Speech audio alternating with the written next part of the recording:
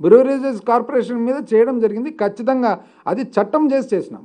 చట్టం చేసి ఇంతకుముందు ఏదైతే మత్తు పానీయాల మీద సిండికేట్లు అయ్యి అందరూ అంగళ్ళు షాప్స్ సంపాదిస్తున్నారో ఆ సిండికేట్లు కాకుండా ఆ ప్రీమియం ఏదైతే ఉందో ఆ ప్రీమియం తీసి దాన్ని ఏఆర్ఈటీ అని చెప్పి ప్రత్యేక పన్నుగా పెట్టి ఆ ప్రత్యేక పన్నుగా వచ్చిన డబ్బులు కేవలం 4 స్కీములకు వాడడం జరుగుతుంది. రైతులకు, మహిళలకు, విద్యకు అని చెప్పి చట్టం చేయడం జరిగింది. అంటే ఒక బీర్ సీసా ఒకవేళ 200 రూపాయలకు అమ్ముతుంటే బయట ప్రైవేటు షాప్స్ ఏవైతే ఉన్నాయో తెలుగుదేశం ప్రభుత్వంలో 20 రూపాయలు, 30 రూపాయలు ప్రీమియంకి అమ్మేవాళ్ళు ఆ ఊర్లో ఉండే వాళ్ళందరూ కలిసి. మనం ఏం చేయడం జరిగింది, ఎప్పుడైతే ప్రభుత్వమే సరఫరా స్టార్ట్ చేసిందో ఆ 20 రూపాయలు, 30 రూపాయల ప్రీమియం ఏదైతే ఉందో ఆ ప్రీమియం మేరకు సపరేట్గా ట్యాక్స్ అని పెట్టి ఆ ట్యాక్స్ను కూడా కేవలం ఒక అప్పుకు సర్వీస్ చేస్తూ ఆ అప్పు ప్యూర్లీ ఎందుకు ఓన్లీ మహిళల కోసము, రైతుల కోసము స్కీములకు 4 స్కీములకు వాడేదానికని చెప్పడం జరిగింది. ఎంత అన్యాయంగా చెప్తారండి. ఒకవేళ ఈవెన్ మనము మన స్థూల ఉత్పత్తి మీద అప్పుగిన ఏ విధంగా పెరిగిందని చూస్తే, అంటే మన స్థూల ఉత్పత్తి ఏదైతే ఉందో ఒక నిష్పత్తిగా అప్పు ఏ విధంగా పెరిగిందని చూస్తే కూడా తెలుగుదేశం పార్టీకి సంబంధించిన 5 సంవత్సరాల పరిపాలనలో 2,59,000 కోట్లు, సుమారు 2,59,000 కోట్ల అప్పు.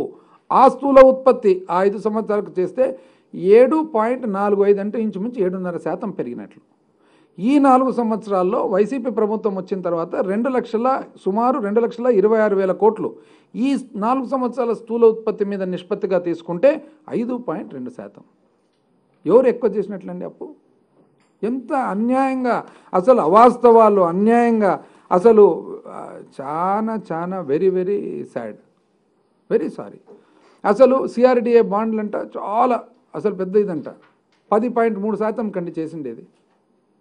అదే ఏపీ మన బ్రూవరీస్ కార్పొరేషన్ మనం చేసిన డిబెంచర్స్ ఎంతకండి మనం చేసిండేది? మన ఇష్యూ వచ్చేసి ఓన్లీ 9.6%, వాళ్ళకంటే ఇంచుమించు 1% తక్కువ. అయినా అది ఎవరు చెప్పరు. మాది బ్రహ్మాండంగా 1.5% మా సిఆర్డిఏ బాండ్స్ ఓవర్ సబ్స్క్రైబ్ అయినాయి అంటారు. మళ్ళీ మన బ్రూవరీస్ బాండ్స్ 4.15 సార్లు ఓవర్ సబ్స్క్రైబ్ అయినాయి. అది ఎవరు చెప్పరు. ఎంత అన్యాయంగా చూడండి అసలు చెప్పడము. ఇంకోటి అసలు అడిగినారు కదండి వాళ్ళు, పార్లమెంట్లో అడిగినారు. పార్లమెంట్లో కనకమేడల రవీంద్ర కుమార్ గారు ఒకసారి అడిగినారు. ఏమని అడిగినారంటే, ఈజ్ ఇట్ ట్రూ దట్ 1,10,599 కోట్లు రాష్ట్ర ప్రభుత్వము మరి శాసనసభ అనుమతి లేకుండా ఖర్చు చేసిందంటే దానికి సమాధానం ఏమొచ్చింది తెలిసిన? సమాధానం ఏమొచ్చిందంటే అది కాదు కానీ 2014-15 నుంచి 18-19 అంటే తెలుగుదేశం ప్రభుత్వంలో మాత్రము అప్పుడు 1,62,000 కోట్లు శాసనసభ ఆమోదం లేకుండా చేయడం జరిగింది. అందులో 51,000 కోట్లు తర్వాత రెగ్యులరైజ్ అయిందని చెప్పి వాళ్ళకే రివర్స్కి వచ్చింది. అది ఎవరు రాయరు, ఎవరు దాని గురించి రాయరు. రఘురామకృష్ణరాజు గారు ఫైనాన్స్ మినిస్టర్ గారికి ఈజ్ ఇట్ ట్రూ దట్ ఎంత అప్పు ఉంది ఏమని చెప్పి అన్ని అడిగితే కేంద్ర ఆర్థిక శాఖ మంత్రివర్యులు ఏమన్నారండి, 2023 బడ్జెట్ ఎస్టిమేట్స్ మనం తీసుకోవాల్సింది 2022 రివైజ్డ్ ఎస్టిమేట్స్ తీసుకుంటే ఇంచుమించు 4 లక్షల కోట్లు. అంటే 2022 రివైజ్డ్ ఎస్టిమేట్స్ అయితే 3,93,718 కోట్లు. ఒకవేళ 2023 బడ్జెట్ తీసుకున్నా కూడా 4,42,000 కోట్లు మాత్రమే. అంటే ఎక్కడండి 4,42,000 ఎక్కడ? అసలు 10 లక్షలు ఎక్కడ, 7 లక్షలు ఎక్కడ, 8 లక్షలు ఎక్కడ, 13 లక్షలు ఎక్కడ? నోటికి ఏదొస్తే అది. పైగా ఆళ్ళగడ్డలో మళ్ళా చెప్తారు, ఏం మీటింగ్ అది, ఏదో ఈ కొత్త ర్యాలీ రా కదలిరా, ఒకసారి వస్తున్నాం మీకోసం, ఒకసారి రకరకాల పేర్లు. ప్రస్తుతం రా కదలిరాలో ఏం చెప్తారంటే ఇంకోటి భవిష్యత్తు గ్యారంటీ ఏదో ఉంది, ఇంకోటి స్కీమ్ అదేదో అయిపోయింది అది. అందుకు స్థూల ఉత్పత్తి నా పరిపాలన బ్రహ్మాండంగా ఉంటుంది అంటాడు. ఆయన పరిపాలన బ్రహ్మాండంగా ఉంటే 2014-19 5 సంవత్సరాల స్థూల ఉత్పత్తి యావరేజ్ తీసుకుంటే 6,95,000 కోట్లు.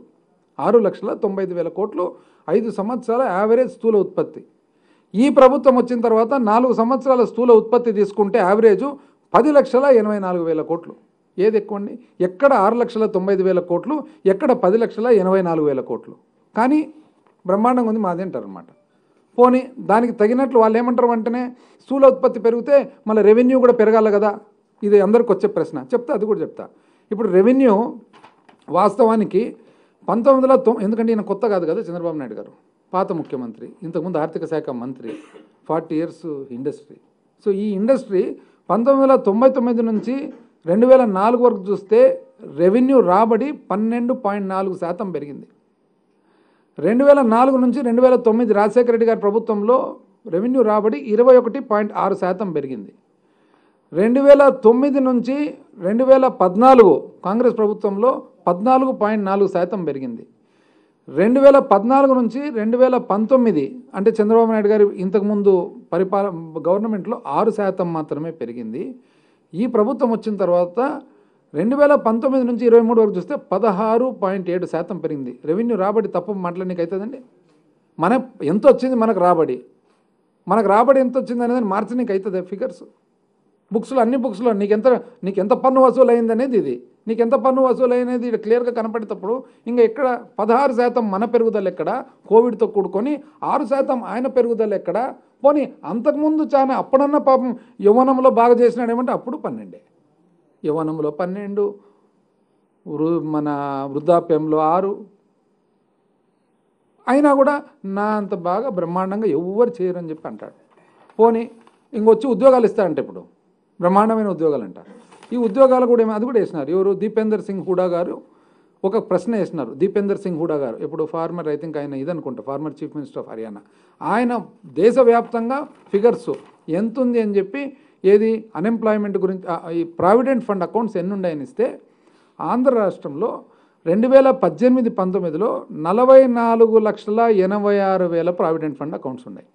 44,86,000 సుమారు. 2022-23కి 60,75,000 సుమారుగా అయినాయి. 60,75,000 అంటే ప్రావిడెంట్ ఫండ్ అకౌంట్ అంటే ఏమి? ఉద్యోగికి ఉంటేనే కదా ప్రావిడెంట్ ఫండ్, ఉద్యోగికి కదా. అంటే 20 లక్షల మంది పెరిగినట్లా కాదా అని ఆయన టైంకు ఇప్పటికి. కానీ ఆయన మాత్రం నేనే ఉద్యోగాలు ఇస్తా అంటాడు. ఆ తర్వాత దిగ్విజయ్ సింగ్ గారు, కపిల్ సిబ్బల్ గారు, ఈయన former chief minister of Madhya Pradesh Kapil Sibal గారు, ఇది వాళ్ళు ఏమేసినారు ప్రశ్న? అన్ఎంప్లాయ్మెంట్ గత 5 సంవత్సరాలుగా అన్ఎంప్లాయ్మెంట్ ఉద్యోగాలు లేని వాళ్ళు ఎంతమంది ఉన్నారని చెప్పి అడిగితే ఆంధ్రప్రదేశ్ 18-19 చంద్రబాబు నాయుడు గారి పరిపాలనలో శాతం ఎంత ఉండే? 5.3%. 2022-23కి ఎంత వచ్చింది? 4.1%. అంటే 100కు 5.3% చంద్రబాబు నాయుడు గారి పరిపాలనలో ఉద్యోగం లేని వాళ్ళు ఉంటే, నిరుద్యోగస్తులు ఉంటే, ఇప్పుడు 4.1. ఇంకా టాలీ కావడం లేదండి. అయినా కూడా ఆయన చెప్తాడు నాదంటే బ్రహ్మాండమైనది. ఆళ్ళగడ్డలు ఇంకా కర్నూలు జిల్లాకి ఏమో ఏం చేస్తా అంటే ఇప్పుడు ఏం చేస్తారండి? 2019లో మేము మన అపోజిషన్లో ఎమ్మెల్యేలుగా ఉన్నప్పుడు ఫస్ట్ August 14th, ఎందుకంటే ఇక్కడ ఈ రాయలసీమకు ఏం ఉండకూడదు దీంట్లో అని చెప్పి ఒక ప్లాన్ వేసుకొని వచ్చినాడు అనమాట.